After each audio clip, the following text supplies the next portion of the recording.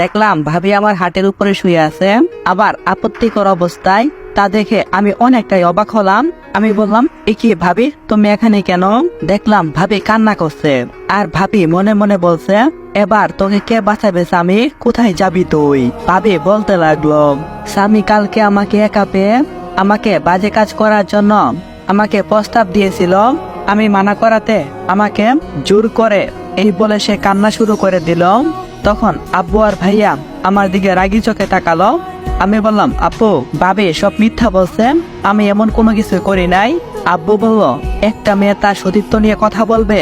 ভাইয়া বলতে লাগলো, কত আদরের ছিলি তুই, তোর জন্য নিজের জীবনটা উৎসর্গ করে দিয়েছি, কতই না কষ্ট করি দিন রাত, আর তুই কি না? আমি এতদিন ভেবেছিলাম তুই আমার ভাই, কিন্তু আজকের পর থেকে স্বামী নামে আমার কোনো ভাই নাই, তুই এখান থেকে বের হয়ে যা। আমি বললাম, বিশ্বাস করো ভাই, আমি কিছু করি নাই। ওই মুখে একদম আমাকে ভাই বলবি না, আমি তোর ভাই না। আমি বললাম, ভাই সত্যি, আমি সত্যি বলতাছি। ঠিক তখন ভাইয়া তার প্যান্টের বেল খুলে আমাকে মারতে লাগলো। ভাইয়া বলতে লাগলো, প্লিজ চলে যা তুই এখান থেকে, আমি চাই না আমি তোকে বেশি আঘাত করি, কারণ তুই আমার কলিজা। প্লিজ ভাই তুই চলে যা এখান থেকে। এই বলে কান্না করে দিয়ে রুম থেকে বের হয়ে গেল। আপু আর চোখে আমার দিকে তাকিয়ে আছে, আর বলতে লাগলো, স্বামী তুই যদি বলতি তোকে বিয়ে করাতাম, তারপর তুই কেন এটা করতে গেলে, তাও আবার নিজ ভাবির সাথে? আমি বললাম, বাবা বিশ্বাস করো, আমি ভাবিকে আমার মায়ের চোখে দেখিয়ে চুপ। ওই মুখে তুই আমার বউয়ের নাম নিবি না। তুই যদি অসন্তান হতি তাহলে এমন হতি না, কে জানে তুই কার সন্তান। তুই থাকার থেকে না থাকা ভালো। এই বলে বাবাও কান্না করছে, আর এদিকে ভাবি মিটমিট করে হাসছে। আমি তার দিকে তাকাতেই সে হাসি দিচ্ছে, বাবা তাকালেই সে একটা মলিন ভাব নিয়ে নেই। নারী তোমরা যে কত সুন্দর চলনা করতে পারো, মনে মনে এসব বলছি। আর বাবা আর ভাইয়ের উদ্দেশ্যে বলতে লাগলাম, আমি চলে যাব এখান থেকে, কখনো ফিরবো না তোমাদের কাছে। কিন্তু তোমরা এটা ভুল করলে, যেদিন তোমরা সত্যিটা জানতে পারবে সেদিন তোমরা আফসোস করবে। এই বলে বাসা থেকে বের হয়ে গেলাম। পকেটে কি আছে সেটাও দেখলাম না, জাস্ট ফোনটা হাতে নিয়ে বের হয়ে পড়লাম। উদ্দেশ্য মামার বাড়িতে যাব। জানি মামা আমাকে কখনো অবিশ্বাস করবে না, আমাকে ফেলে দেবে না। তাই হাঁটতে হাঁটতে মামার বাসার সামনে দাঁড়িয়ে আছে। এত রাতে হয়তো আমাকে দেখে তারা অনেকটাই অবাক হবে। বাসার সামনে আসতেই দারোয়ান বলল, আরে মিস্টার স্বামী যে এত হন্তদন্ত হয়ে রাতের বেলায় আসলেন যে? আমি বললাম, একটু সমস্যায় পড়ছি আঙ্কেল। মামা কি বাসায় আছে? দারোয়ান বলল, হ্যাঁ আছে, আপনি বাসার ভিতরে যান, আমি কল করে বলে দিচ্ছি। দারোয়ান মামাকে কল করলো, মামা আমাকে ভিতরে যেতে বলল। আমি ভিতরে গেলাম। আমাকে দেখে মামা বলতে লাগলো, কি হয়েছে স্বামী, এত রাতে যে তুমি এখানে? আমি মামাকে সবকিছু খুলে বললাম, প্রথম থেকে যা যা হয়েছে। তখন মামা আমার কাঁধের উপর হাত রেখে বলল, চিন্তা করো না, আমি তো আছি।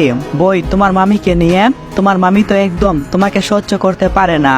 যাও উপরে রুমে গিয়ে শুয়ে পড়ো, সকালবেলা আমি তোমাকে ডাক দেব। আপনাদের তো বলাই হয়নি, প্রায় 12 ঘন্টা প্লাস হেঁটে এসছি, অনেকটাই ক্লান্ত, রাতও প্রায় অনেক হয়ে গিয়েছে, তাই ফ্রেশ হয়ে শুয়ে পড়লাম। মামাকে বলছিলাম খাবারের জন্য, কিন্তু এখনো কোনো ব্যবস্থা করতে পারিনি, কারণ আমার মামি একদম আমাকে সহ্য করতে পারে না। কিছুক্ষণ পর মামা আমার দরজার সামনে এসে ডাক দিল, স্বামী ভিতরে আছিস? আমি বললাম, হ্যাঁ মামা আমি ভিতরে আছি। আমি দরজা খুলে দিলাম। মামা খাবার নিয়ে ভিতরে প্রবেশ করলো, আমাকে খাইয়ে দিতেছে আর বলতেছে, বাবা চিন্তা করিস না, সবকিছু ঠিক হয়ে যাবে। আমি তখন বলতে লাগলাম, জানো মামা, তোমার কাছে আসলে আমার মায়ের শূন্যতা যেন আমার কাছ থেকে হারিয়ে যায়। মামা বলতে লাগলো, পাগল ছেলে। আমি বললাম, হ্যাঁ মামা আমি পাগল।